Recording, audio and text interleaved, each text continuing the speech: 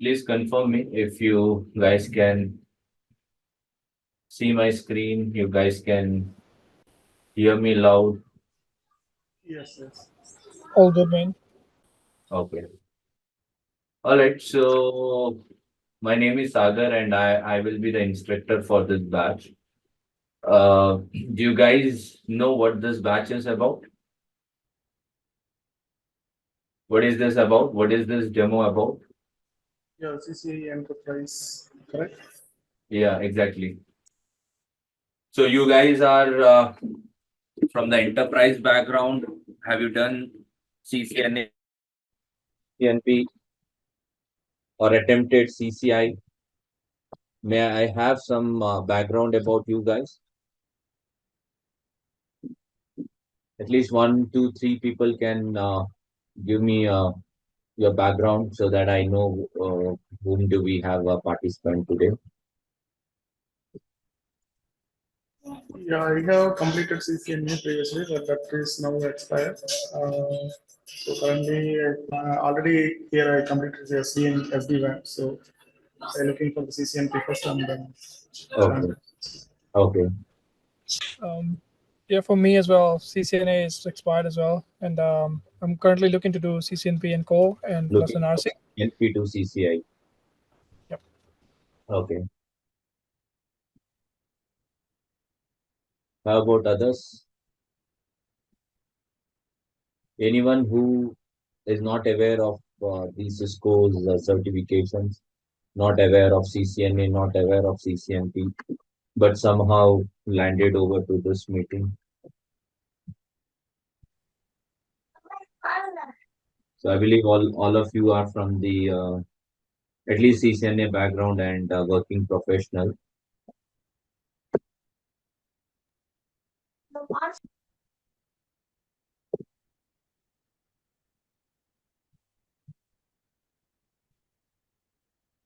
All right.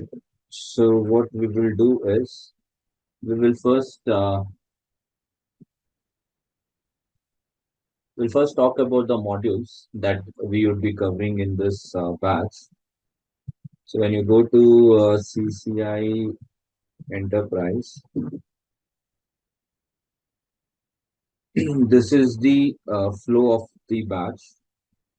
Since most of you guys are from the CCNA, so the first thing that we would start is with ENCO, and then we go towards the NRC, SD-WAN, SD Access, and the CCI Enterprise Bootcamp.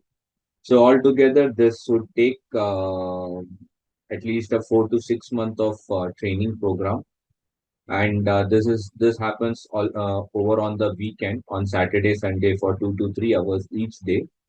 So the flow would take some time, but definitely worth for the time duration that you are going to invest on your studies. And what are the modules? We will cover the official blueprint. So in case if let's say we are starting with the Encore paper, this is the official blueprint,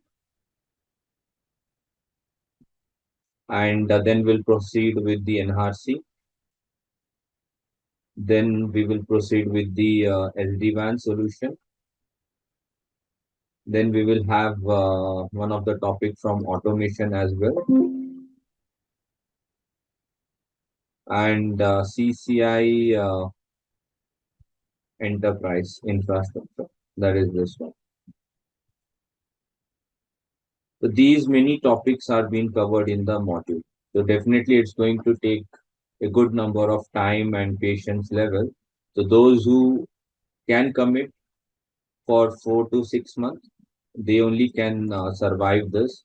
Rest might attend one or two class and drop it if you are not serious about the CCI ranking, or if you're not serious about your upskilling part. All right. So this is how the flow happens. It's going to start with Encore first. Then we go towards NRC, SD-WAN, SD Access, and the Enterprise Bootcamp. All these modules are of different sort of structure. You know that Encore NRC is MCQ based with very limited simulations of labs. But when you go to the enterprise lab, it's more about the lab and troubleshooting and the design that you have to think about. So today I will be more discussing about the mindset that you must have while you're preparing for the enterprise track, or let's say while you prepare for CCNP versus when you prepare for CCI. So let's say in case if you are preparing for CCNP. So usually what we do is we will cover theory plus its practical. Okay. So first I'll go through the theory. I'll explain you the concept. I'll explain you the port number that it responds to. I'll talk about how the neighborships are formed. So the theory will be explained. And then to prove that theory, we will do a lab related to it. So might be if we have, let's say 4 to 10 routers or switches, we will add them together. We will bring up a scenario and we will do the lab and we will complete the topic. Now, when we go to the next topic, we might erase our config and restart from the configuration, and we start from there, right? So things goes on topic after topic. So initially we start with let's say uh, the switching topic, and then we move toward the routing topic, and then we go towards the IP services and the there's a bit on the security side and the automation type. So the topics will be covered from the theory and practical perspective, and the labs will be done. Okay, so this is especially when we talk about Encore and NRC things.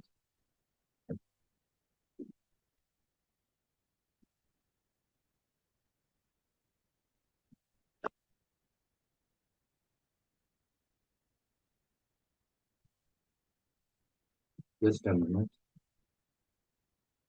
So what is the approach during CCI then?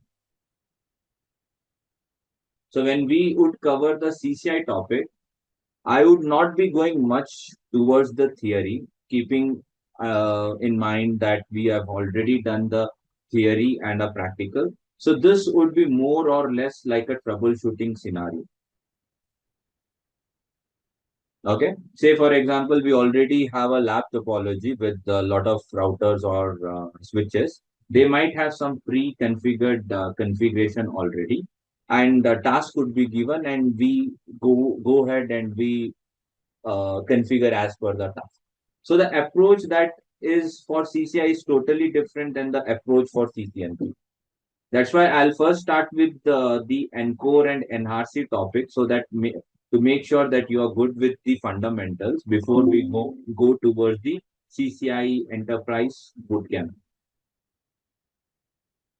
If I directly start with the troubleshooting, and if you don't know how, let's say, Ether channel, what are the Ether channel protocols, or if you don't know how the OSPF converge, or what are the authentication process in OSPF, if you don't know how the BGP neighbors are formed, then this is pointless for you to by heart something and just remember few commands. That would not help you in at least during troubleshooting or interview process. Okay. So from the Encore NRC, we will first do the theory part, practical part, and then we will go towards the CCI, and over there it would be more of troubleshooting. So I'll show you both the examples as well from the labbing perspective. Say for example, if I go to CCNP concept now. So this is our CCNP lab, which I had prepared it when the new version was being launched, and most of the people are aware of the CCNP material which I prepared, because it's been utilized by many people worldwide. So let's say this is the CCNP and Core NRC lab, and let me also show you how does let's say the workbook could look like. So the workbook could be something like let's say like this. Okay, it's a full workbook. There are 6 to 8 workbook. This workbook is for let's say what all things are there. See all the initial switching topics, then and then the topic till OSPF is put up here, and we have other 3 4 workbook which is in a different folder, and the reading material comes to you in this format. So this is for the IP routing subject. So this is the routing protocol overview. And if I only have to open for, let's say, OSPF,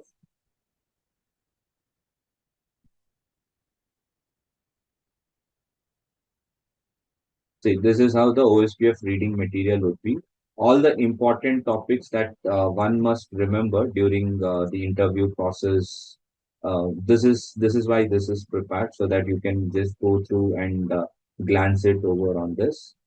Regards to the 3 main steps in OSPF: to become a neighbor, to exchange the database, to choose the best route over on SPF calculation, the packet types, hello packet components, the different components there, what is router ID, and the 3 different ways to configure router ID, the 7 steps for neighborship formation, the details about designated router and the backup designated router, and then the OSPF configurations, interface configuration, what are OSPF passive interface configuration, what are the requirement for the neighbors to form, okay, and this is a configuration for OSPF and some validation. And then the advanced OSPF, like the different OSPF network type, broadcast, point to multi-point broadcast. Then the type of OSPF LSAs, area types.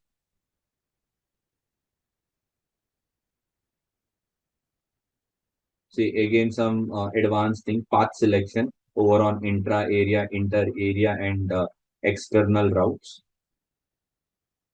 The metric modifications, summarization of OSPF routes, and OSPF route filtering,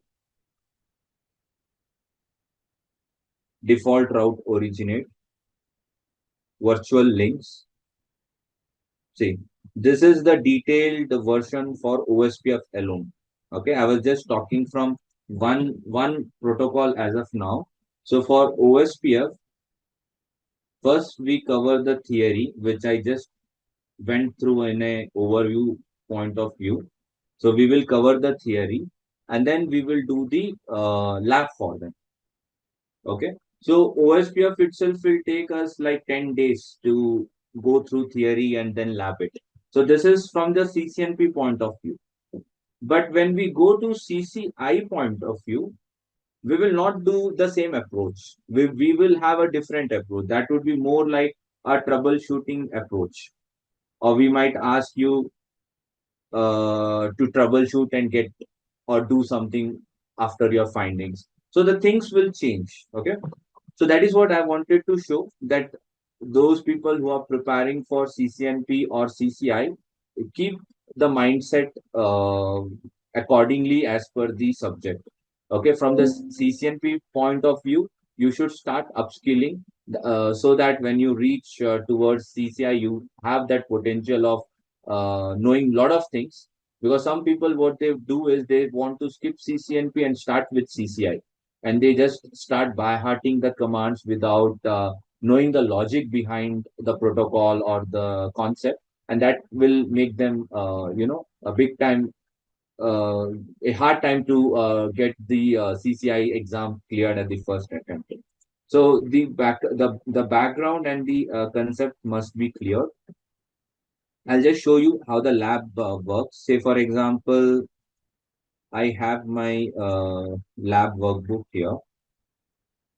So I'm just giving you the example so that you know how the classes should be conducted. So I'll just go to the OSPF itself because most of you guys will be familiar with OSPF. So let's say this is my OSPF topic, which is lab 14. So if a section has been selected or captured, so what I expect is from the participant to the enrolled participant.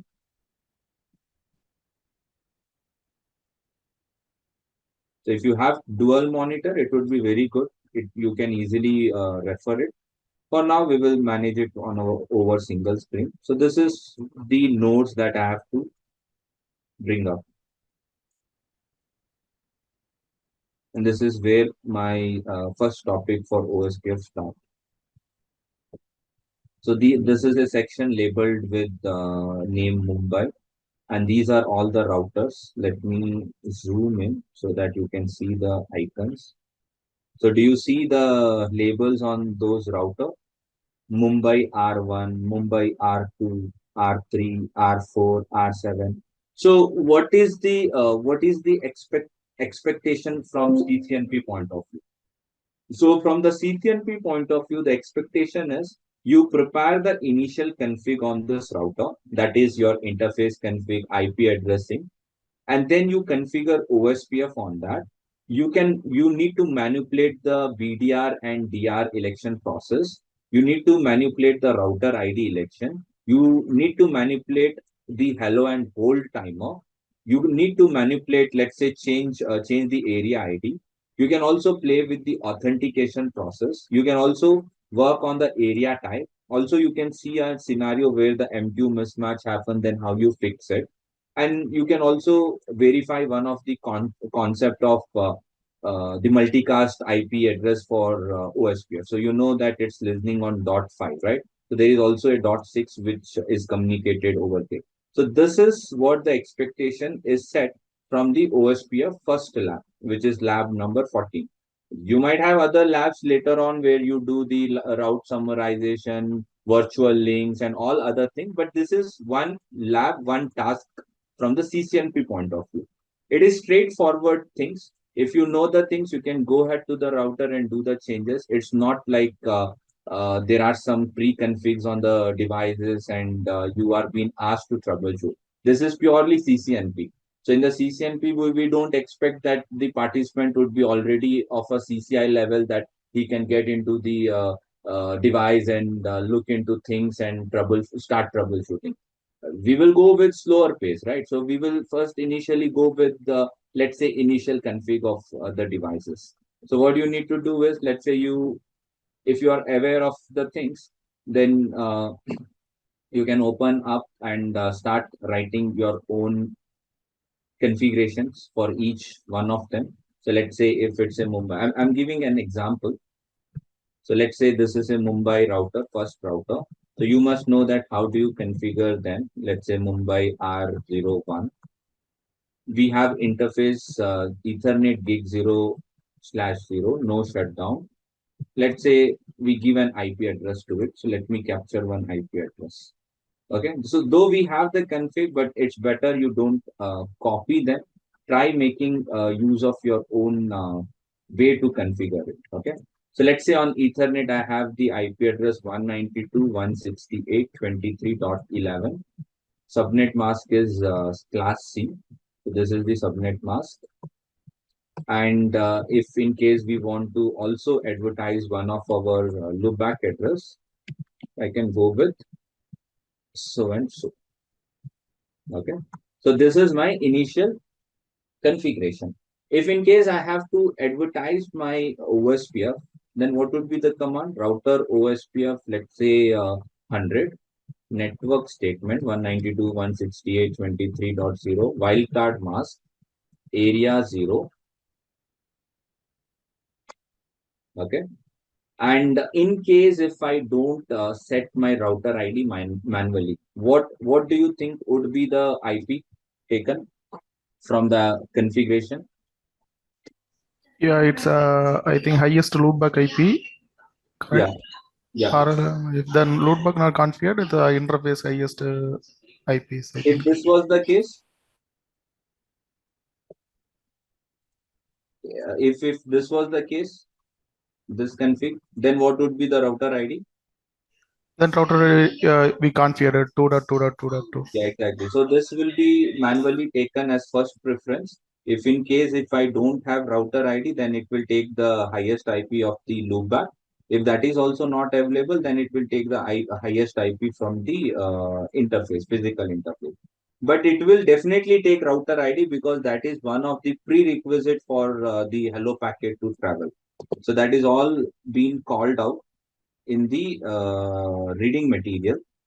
So I'll just give you a bit pointer just to bring back to you on the enterprise level. Might be since if you don't work on daily basis, you might not recall them. See, this is where this happened. Router ID is a 32-bit ID within a OSPF domain. And you see the first step that happens, your hello packet that is being traveling as soon as the process has been initiated will have the router ID put up inside the hello packet. So that is the main thing it takes.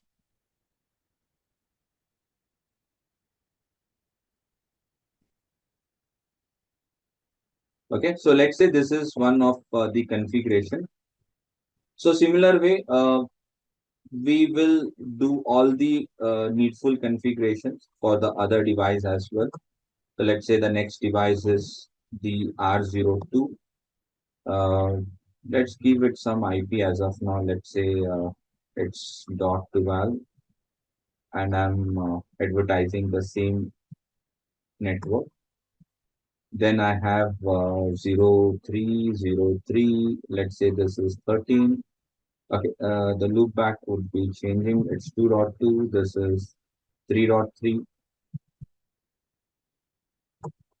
Then we go towards, let's say, 4. This is 4 and this is 4.4. Pretty simple, right? Now what we do, how do we bring this configuration on the device? You need to click on them. So when you click on them, you get this kind of a console. Okay, this is how the lab we would be providing you. So the initial dialog, you can say no, and we would be performing the configuration. Okay, conf t. To copy paste, I'll just put whatever configurations we have it and click on the text input and paste it here. So when I do paste it, I can see one of the router being configured. But since there is nothing been configured as of now, so there will be no OSPF process initiated. However, on the first device, which we just enabled the process, the hello packet are now trying to get multicast. Okay, so how do I get to know that there is a hello packet going on? So I can just open a capture, Vasha capture on the switch pointing to that first device just to see that hello packet are already been initiated.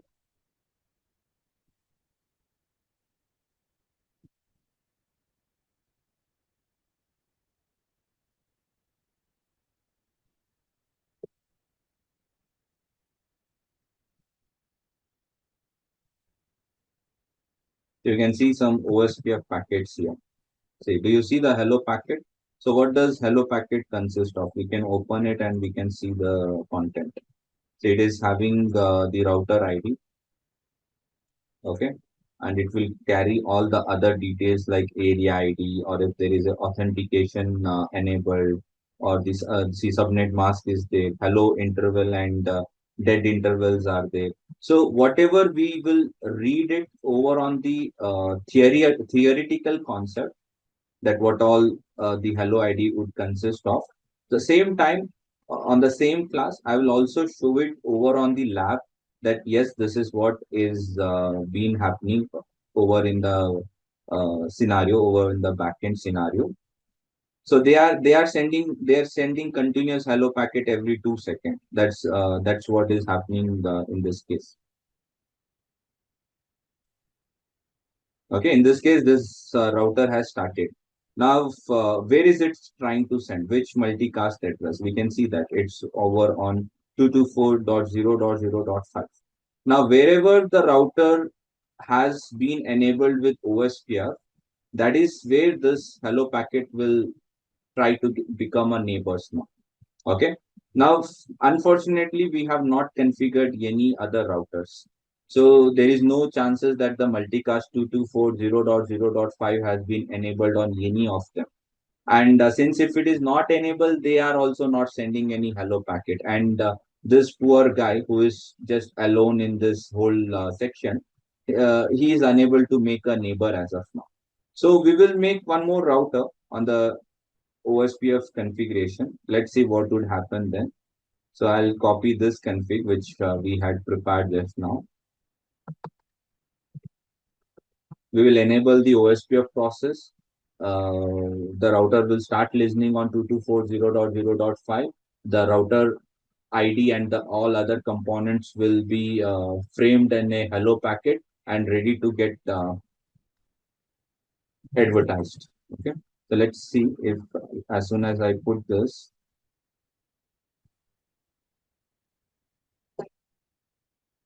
okay, now you should see that neighbor should form up. See, so it was quick enough because this guy will send his router ID and the hello packet. The other guy will send the other person's router ID and all the other details. Now, what happens? They will verify if the things are being matched, if the hello ID, the area ID, if the area type, those 7 to 8 factors are being mapped up or matching up. As soon as they start matching up, then the seventh step, you know that down in a two-way extract, exchange, loading full. So those steps will happen, and you will see that the neighborship is formed. You can see that there are the description DBD packets. There are the LS U packet request packet update has happened here. Okay, so there are 7 steps involved, and within the 7 steps, everything will happen from the stage of down to the stage of full agency. Okay, everything happened in this few couple of packets. And when you go to the device now, let's say if you go back to the device and try to make sure OSPF neighbor, you will already see that there is a neighborship between another router from the same area 0. You can see show IP OSPF database. So there are only two LS U packets, right? There are only two LS packets. That is LS link state LS and only the network LS, because right now the two neighborships are formed between the routers of the same area. When there would be two different areas or there would be two different autonomous things, then we will see the other type of LS packet coming in like LS4, LS5, LS3, summarization would happen. So that's the next level of OSPF. So right now, this is very basic thing that we did. But the main thing that I want to show you is the approach that we follow in the CCNP. So in the CCNP, we keep it very simple and straightforward. The concept will be discussed first, and then we will do the lab. I'll give you the assignment. I'll tell you that you guys have to make a use of labbing environment. You have to, let's say, enable the authentication over on this, or I would say that change the hello packet and the dead interval of this. So that would be something which you would do it after the class or before the class, and then we can discuss it up in the next session, and that is how CCNP is done. I also want to show you if it was a CCI. Okay, when I believe you're clear with the CCNP approach. It's very straightforward, topic by topic completion. First, go with theory, clear all the theory concept, then spin up your lab, prove it, do the packet capture, packet analysis. Your concept is clear. Now, when you go to CCI, so this is for CCI lab. It's a separate lab for CCI that we have. The approach is also different. Now you think from the CCI point of view. I'll just show you, let's say, one workbook related to it. You will understand how, what is the way the CCI is being conducted.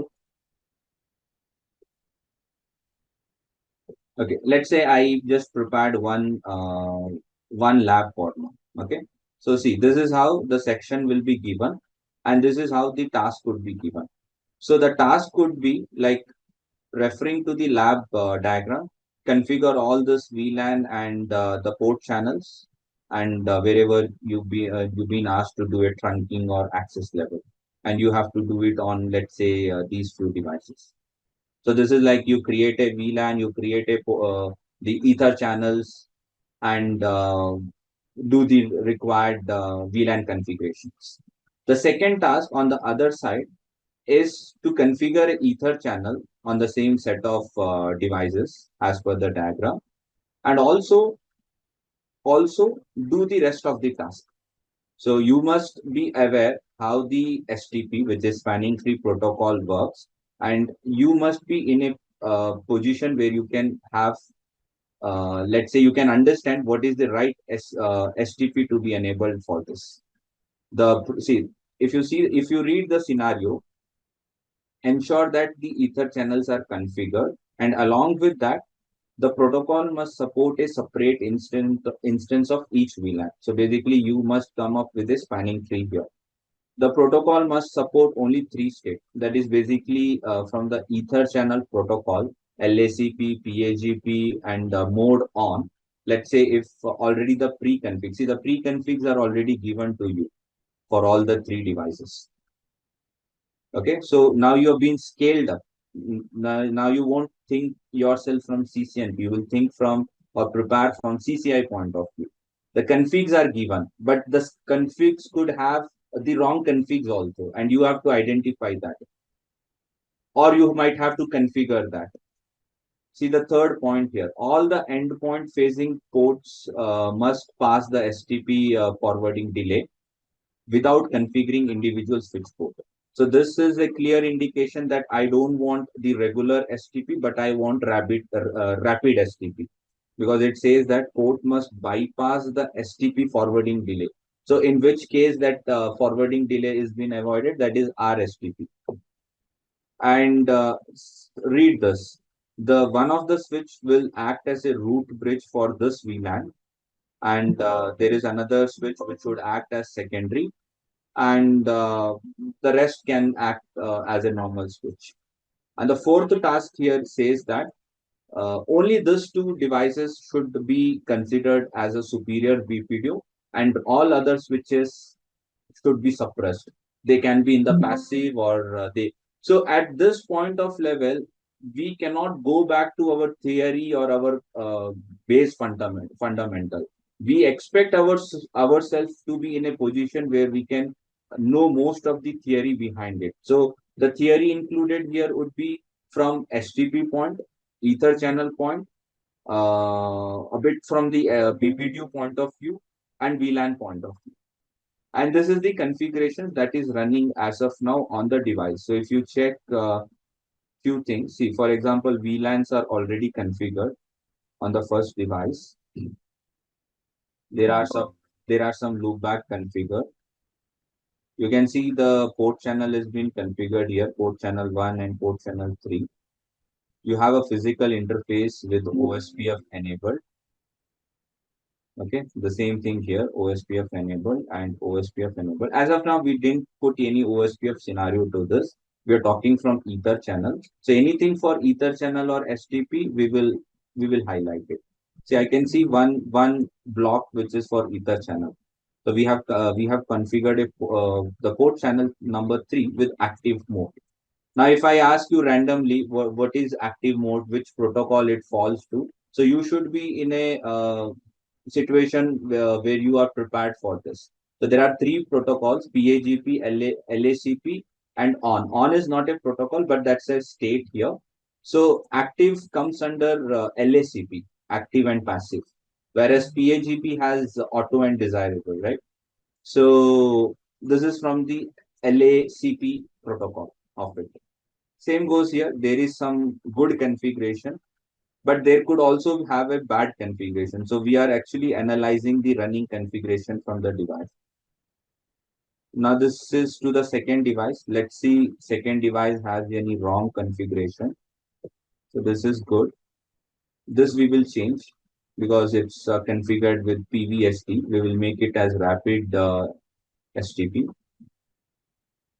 This is trunk. This is trunk. See, this is not good. Now, how do you think my ether channel would come if, say, for example, if I just zoom this. See, what happens in the CCI lab is they usually change the config. They would already put some config, bad config, and you have to look at the running configuration and then make sure that things are good. Say, for example, when you do a run, you can definitely get a lot of things. Let's see. See, this is not good. So where is this passive configure? It's over on 1/2. So where is 1/2? 110. So it's configured here. So 1/2 is connected to switch 102. And if let's say if I open up that switch and I also want to uh, check for the things.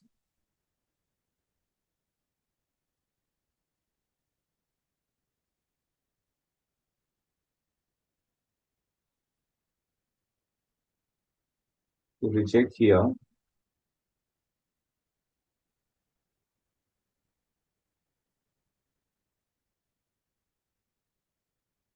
So you have mode on and on, but the task says that don't keep on and on. Instead, make use of LACP. See, you have passive here, right? So having two passive on two edges will never form ether channels. So this is how you have to first be aware of the concept. Then you will understand what is the roadblock, and then you can fix this. Now, if we are supposed to prepare our config, it would be very straightforward. We can prepare it here. So you keep your task, let's say you keep a questions on one place.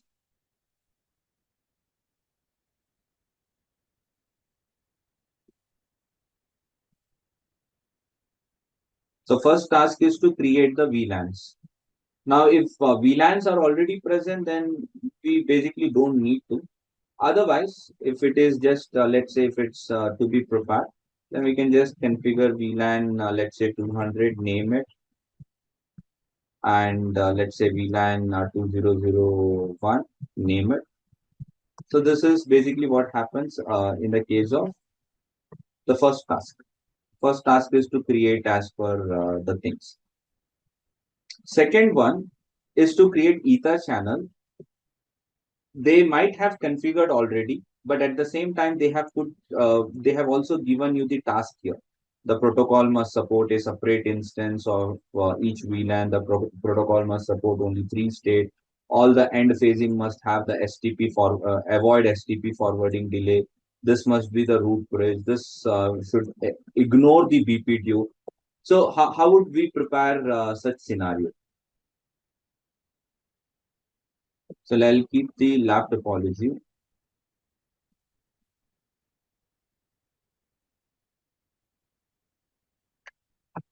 Okay, so first let's prepare on, let's say, SW1110. So let's say interface Ethernet 0/0, which is pointing to this switch. So, sorry, Ethernet 0/0, which is pointing to the host. That is because of one of the scenario that it's mentioned to us.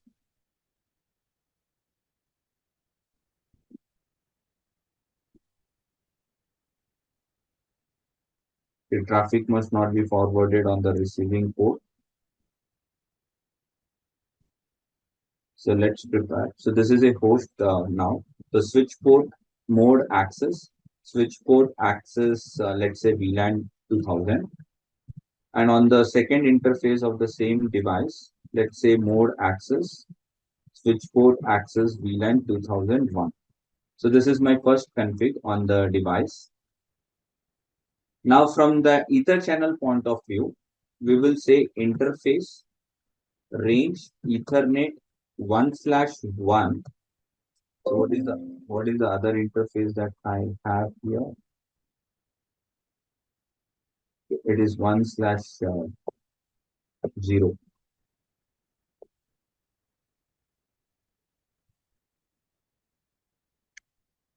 0/1. Okay. So two interfaces which is pointing to this device.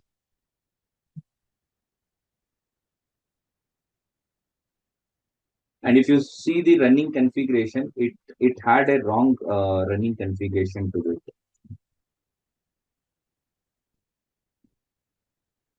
On 110.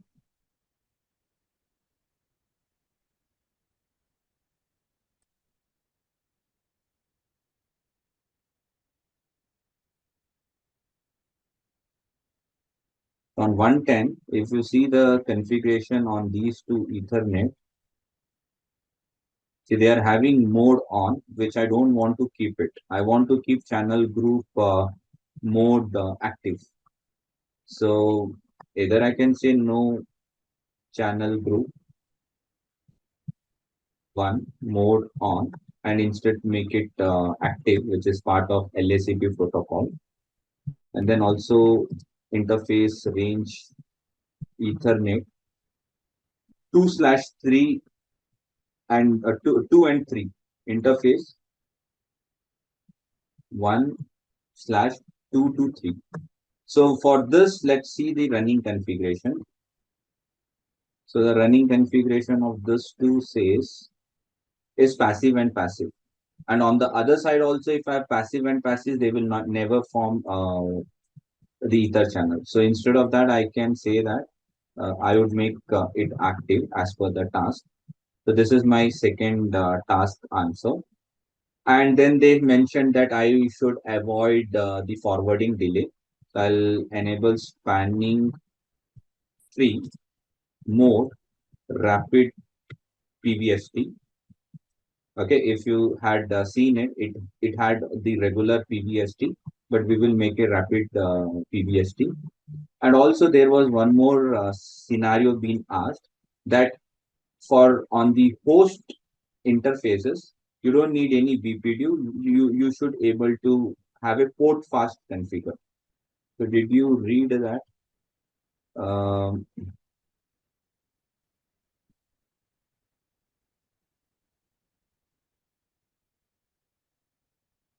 so there was one scenario for port fast.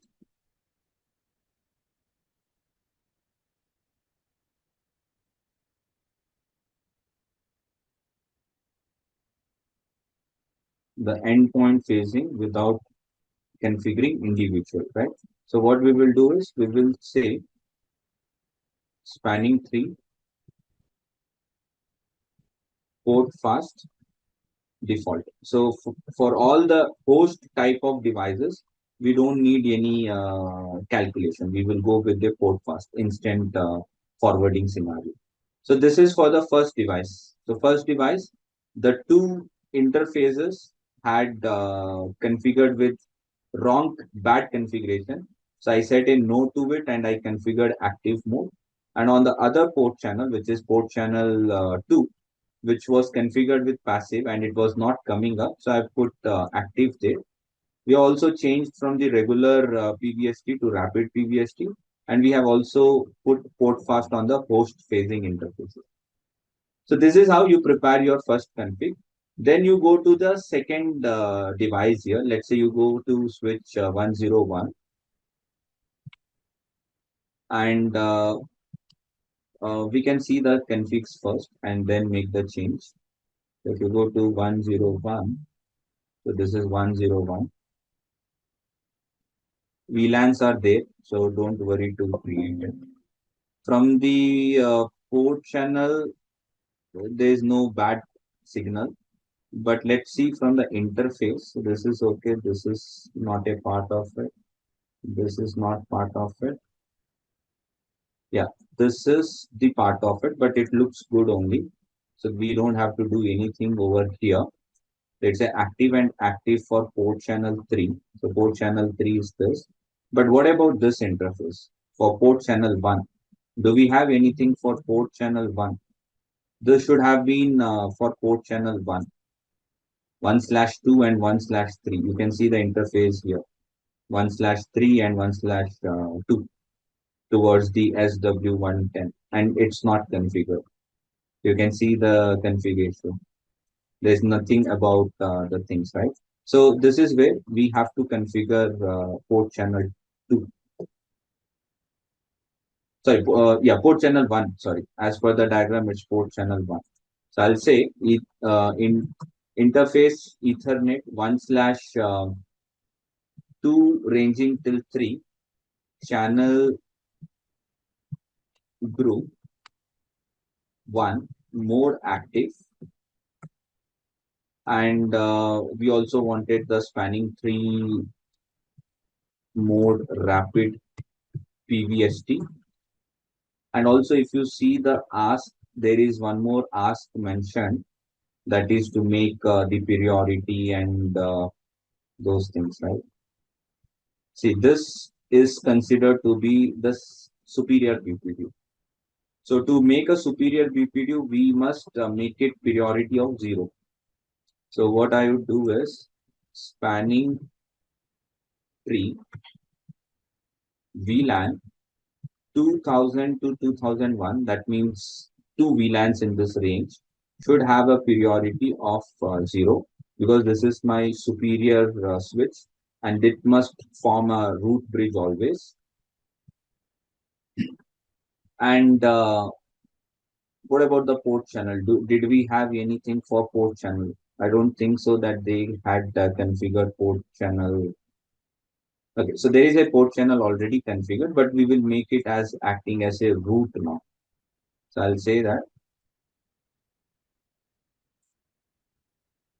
interface port channel 1 spanning tree guard root. Okay, because this is a superior device. Now we are left only with last switch here.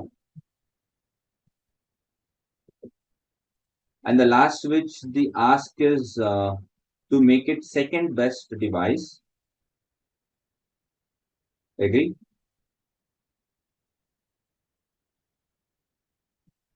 To make this as a second best device, and rapid PBST we will select, and that is what, if there is any root bridge etc., then we can configure it. This has to be the secondary best one.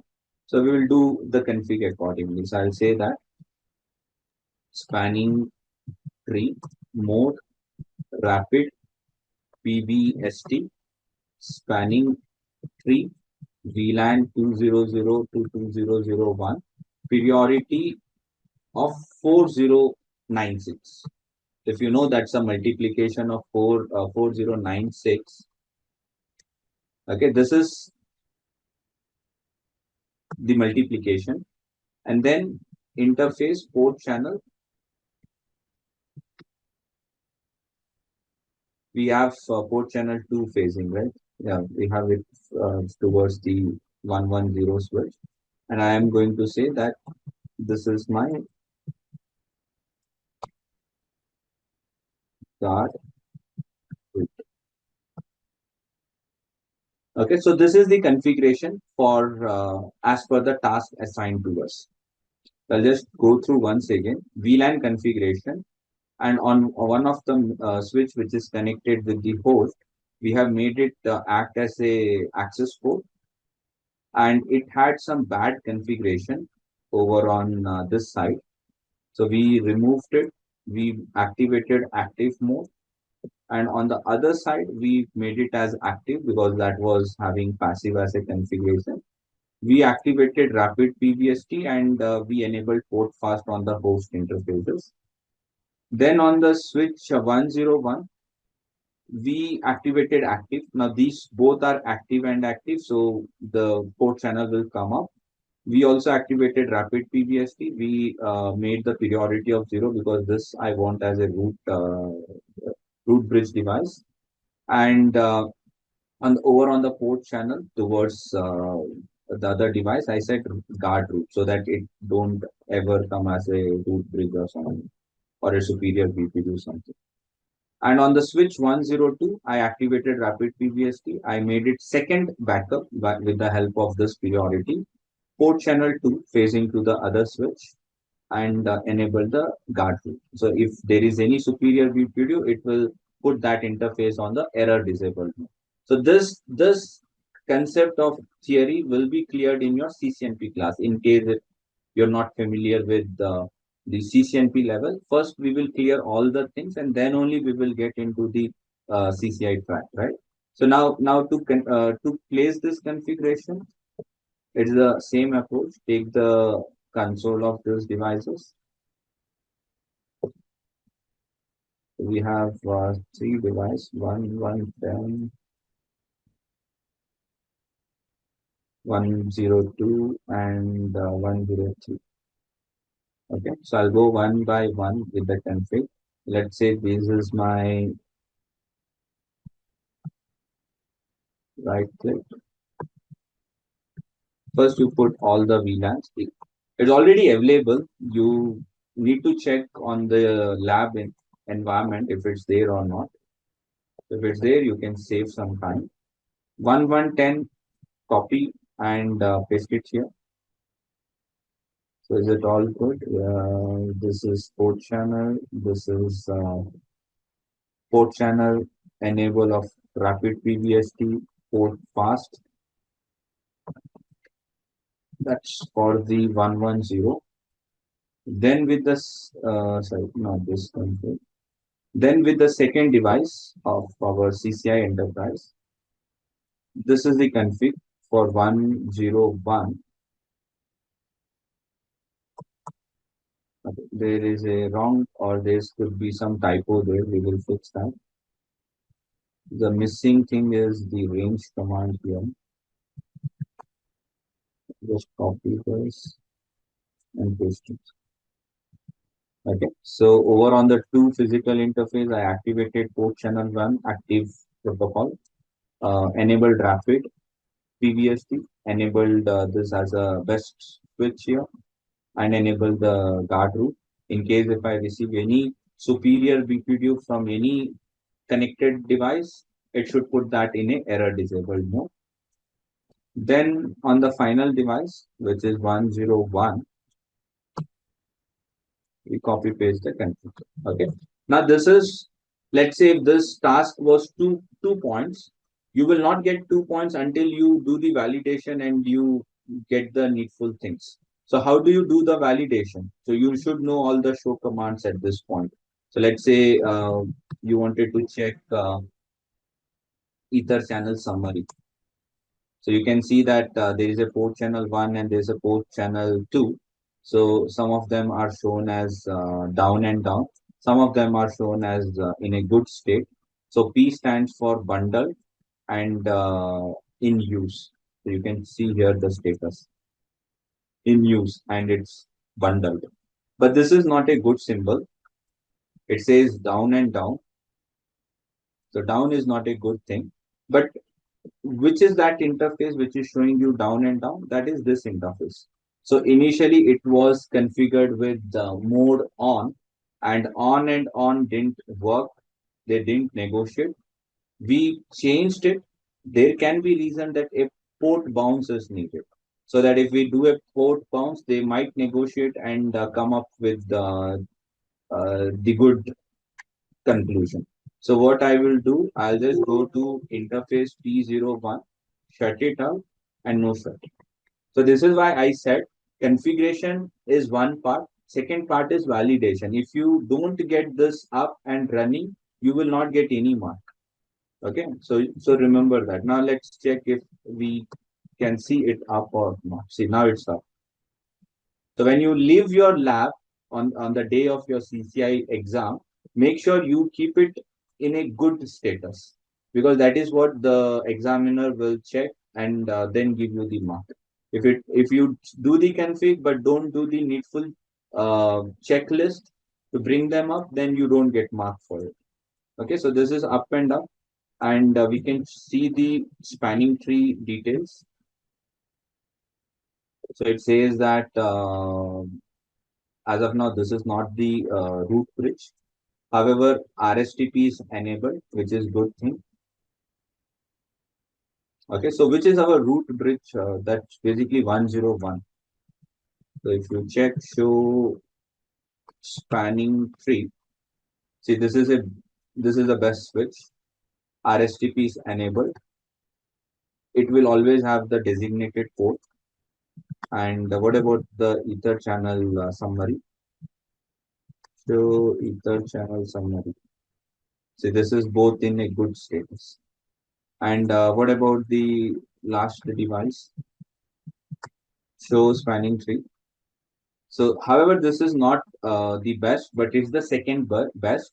The first would be with the priority 0. The second one will be this because it has 4096. In case of our first device goes down for any reason, this will take up the role of the root bridge for that part of time. And what about the ether channel summary? So you can see them to be in a good shape. So P and P in the sense bundled in port channel and is available to use.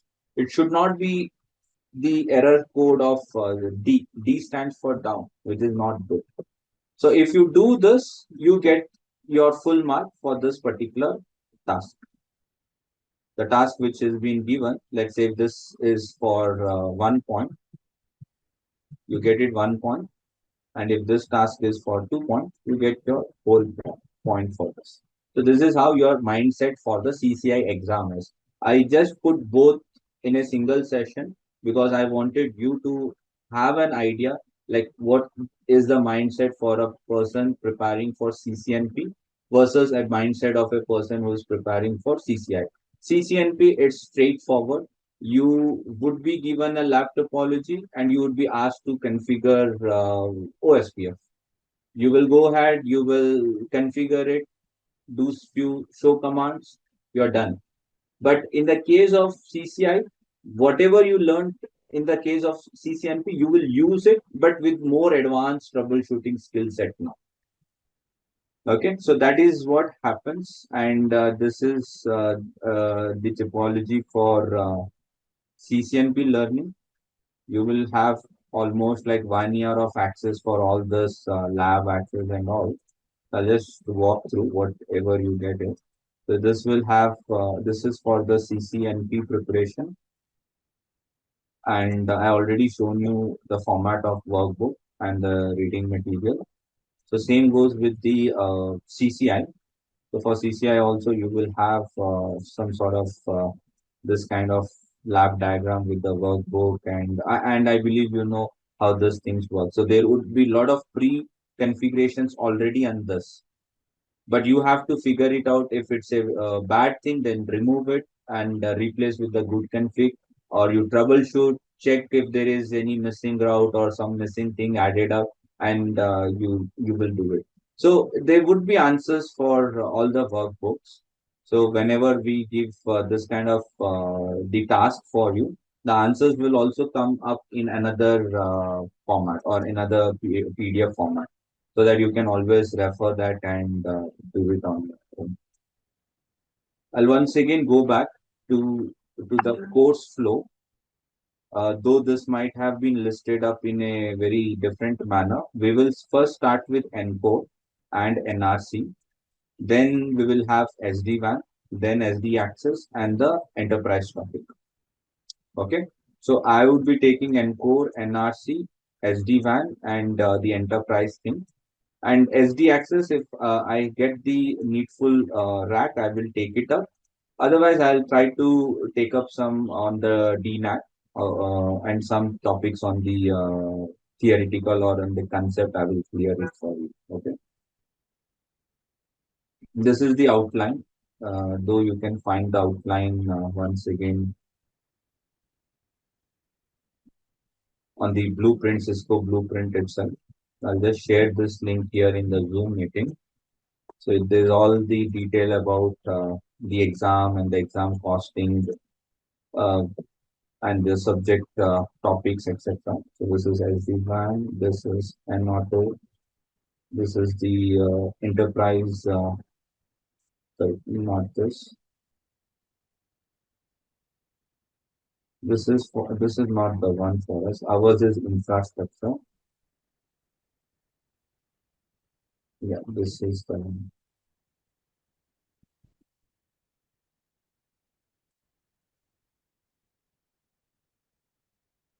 Okay, CCIE infrastructure, N-code, NRC. So what is the total batch duration? Did I tell you? I told you that the total duration would be close to 4 to 6 months. It would be weekends, timing 7 p.m. to 9 p.m. Most of the topic would be taken by me, and for some reason, if I'm not available, then we would have some of our backup in-house trainer, and they would cover up 1 or 2 topics for you. You will receive all the materials like reading material and the lab workbook. The the lab access that we give you is for 1 year. The classes are going to get recorded, and that would be available to you for lifetime access. And and all the material for let's say for Encore, for NRC, SD access, SD-WAN, automation, and CCIE bootcamp. You will receive it. Right now, we are talking about version 1.1, which is the current version. Okay, but for some reason, if there comes another version of it, then we will cover up from that topic as well. If in case we have another version anytime getting launched, so I'll take up those missing topics as well as a part of the course syllabus itself. So that is what from the technical point I had to cover. If you have any question, you can let me know. Otherwise, I'll pass it on to my admission team. So the presentation will be taken, and all the other details will be discussed by my admission team. So if you guys have any technical question, you can let me know. Yeah, you can unmute yourself. There is an option to unmute. Um, just for passing, say for example, like CCNP, what are the materials required? Because online it says you have to go through the OCG, the official cert guide, and do like boson, netsims, and stuff. What do you reckon? Like, what is bare minimum required for the knowledge and the passing? See, if you know in and out about blueprint, you can get it clear. But again, clearing exams are sometimes, out of scope sometimes. So you need to refer even the old materials, some older materials, and we will help you with that. Okay, so we will help you with all the passing documents that you need. Pretty sweet. Okay, and the prerequisite is just that you should be done with CCNA at least, because we cannot go to the level where I explain you what is OSI layer, what is the what is the crossover cable, what is straight cable. So basic CCNA is what I am expecting. Rest we will have a bridging where I will take it from a ground level to a pace where you guys can understand. Yes, Sagar. So basically, so I'm kind of from networking background, but not done CCNA. But I think Okay. wherever are the, the maybe the missing items, probably we can catch up, right? Or Yeah, yeah, definitely. So whatever is required from CCNA, like especially um, like the IP addressing or subnetting or the basic things. So I would be covering few basic items for first 2 weekends so that someone coming from CCNA don't immediately get lost in this kind of CCNP domain. So we will do first few basic bridging topics, and I also expect that someone who is just coming from that level of background also do some homework in this 2 weekend, and then we should be okay to get started with CCNP. So even CCNP, the initial topics would be somewhere we are starting from CCNA level itself. So in case if I'm starting up, let's say VLAN or VTP or let's say there's STP. So they will be starting from CCNA level itself. So Afis, the classes for CCNP and CCI are taken separately. They are not together. As I showed you both the examples today. So CCNP approach is different versus CCI approach is different. So first I will prefer completing CCNP and core and NRC. Then I'll move to CCI. So that's the way I would go with it. The classes are starting from the next weekend. The next weekend on Saturday we will have the class getting started up. So this weekend is for the demo purpose.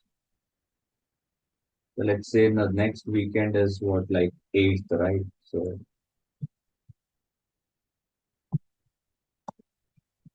yeah, so 8th is when you can see that the things are starting.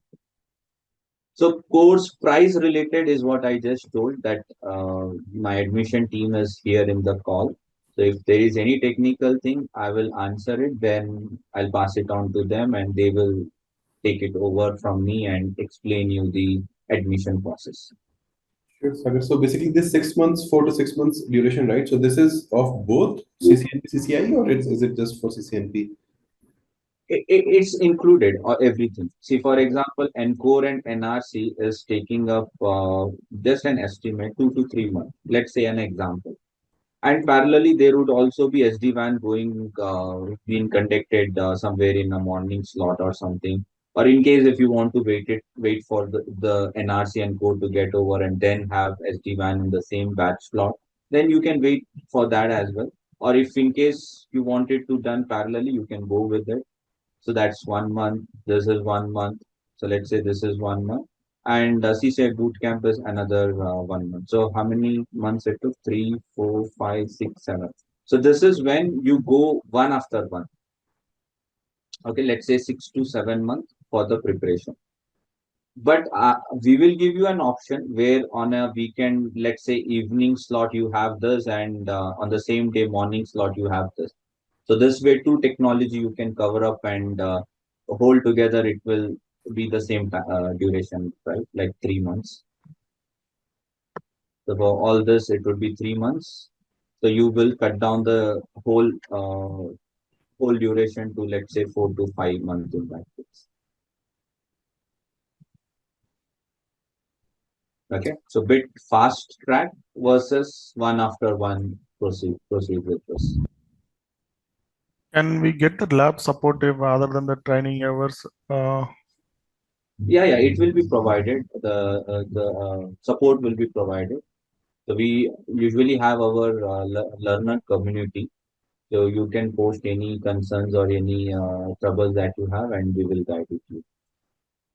But it's only 1 year access, right? Or we can install, in our See, laptops as you well. can- yeah, we will give you home lab setup also. Did I not mention that here?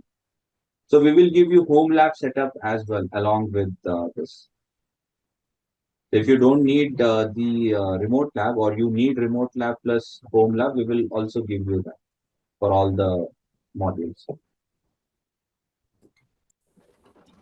What are the requirements for the home lab? The See, RAM and that my admission panel will help you in some time. Okay, so he will explain you how much resource is needed for, because it will vary from module to module. So any other technical question you have? So how many exams basically will be there? We will have to give. So we'll have to give two, right? One is for the Yeah, CCNP.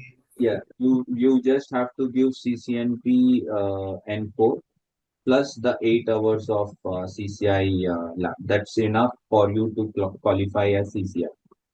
But in case if you are looking from CCNP first, then you first have to do CCNP Encore and one of the topic from NRC or the SD-WAN or that N Auto.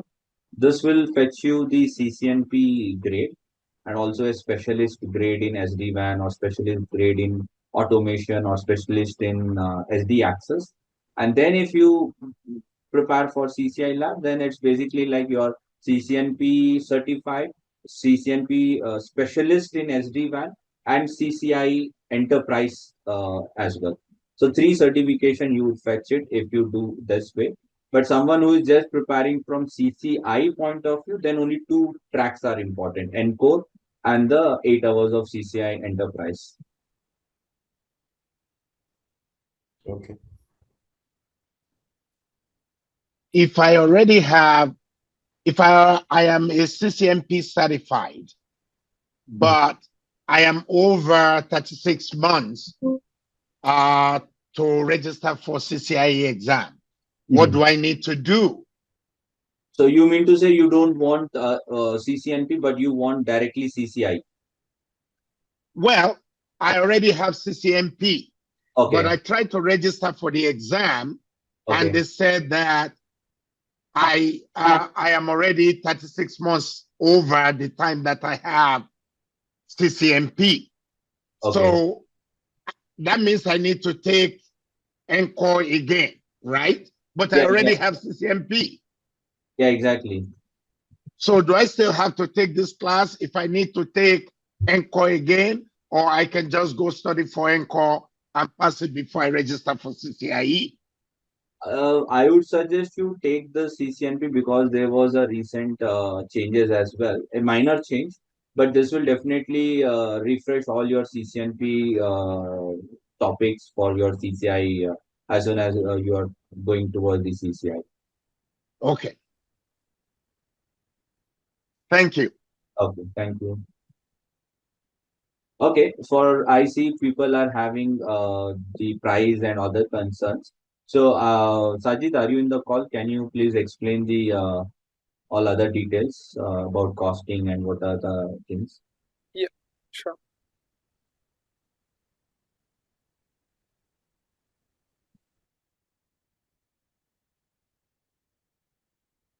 Hello everyone. Sajid, this is your student relationship manager. So usually, can you guys see my screen?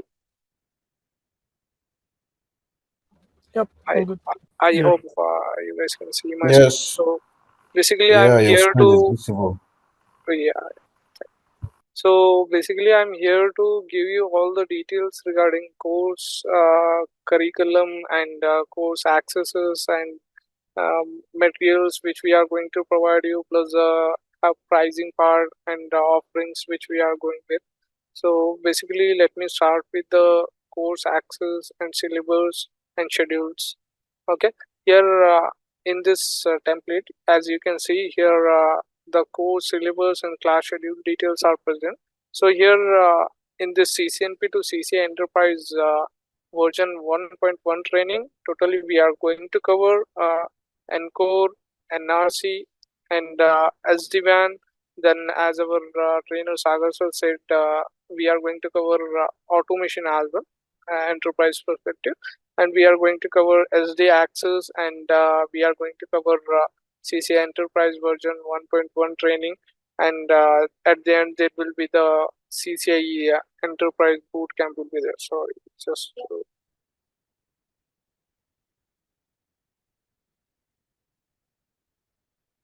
sorry. So enterprise boot camp will be there. Okay. So basically, whoever are going to enroll for the CCNP Enterprise, they will be going to attend the classes on the Encore and NRC. Okay, and for whoever are going to take total CCI Enterprise, they are also going to cover Encore, NRC, and SD-WAN and automation, then SD access as CCI Enterprise version 1.1 and CCI Enterprise Bootcamp will be there. So this is totally designed for the CCNP to CCI Enterprise. So only whoever are looking for the Enterprise, CCNP Enterprise, so they can go for Encore and NRC. Rest, whoever will be continuing for the CCI Enterprise, they will be next moving forward to SD-WAN automation, SD access, and theory training for the Enterprise 1.1, and then at the end there will be the boot camp. So basically, like you can say, all the participants will be attending the same classes for the NCORE and NRC. Rest, once the NCORE NRC is done for the CCNP, then there will be a part away for the CCIE Enterprise track. They will be going for next technologies like SD-WAN, SD access. They will be continuing at the end time till the end of the training of this CCIE Enterprise. Okay, so the class schedules will be like this will be going to be a weekend batch. Okay, and the classes will be on Saturday and Sunday, 2 days on weekends. The timings will be from 7 p.m. IST to 9 p.m. IST. Okay, usually sometime it may take some half an hour more, or like if trainer need to complete the topic, so he can take some more 15 to 20 minutes, then he will complete and he will close the class for that time.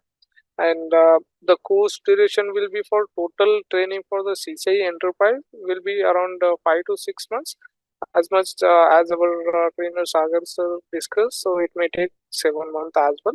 And for CCNP course duration will be around 3 months. You can consider it will be covered for the NCORE and NRC. Okay, this will be the syllabus and schedules which we are going to conduct in our training. Like next we will move forward for course enrollment access details. So here access, what we are providing is like we'll be providing you the recording access. So there like you can say you will be getting the recordings of your live training which you have attended, so that you will be getting on our web portal. So let's say in case if you are practicing something, once the class is done, you are preparing for some lab examination or for some interviews, anything it may be, that recordings will remains with you. Whenever you want, you can access it, and that will remains for lifetime access. Okay, and next we'll be providing the remote lab access for 24/7 unlimited. Okay, and for CCNP Enterprise, we are going to provide you like 6 months of remote lab access that you can access it totally remotely, which are present on our servers and cloud servers. Okay, for CCNP students, you will be getting the 6 months of remote lab access, and for CCIE Enterprise students, they will be getting total 1 year of lab access.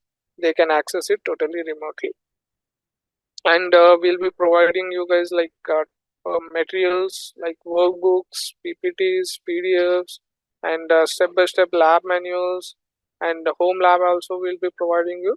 And these materials you can download and you can keep it with you as well, and you'll be having the G Drive access for lifetime as well. Whenever you require, you can download from there and you can keep it with you.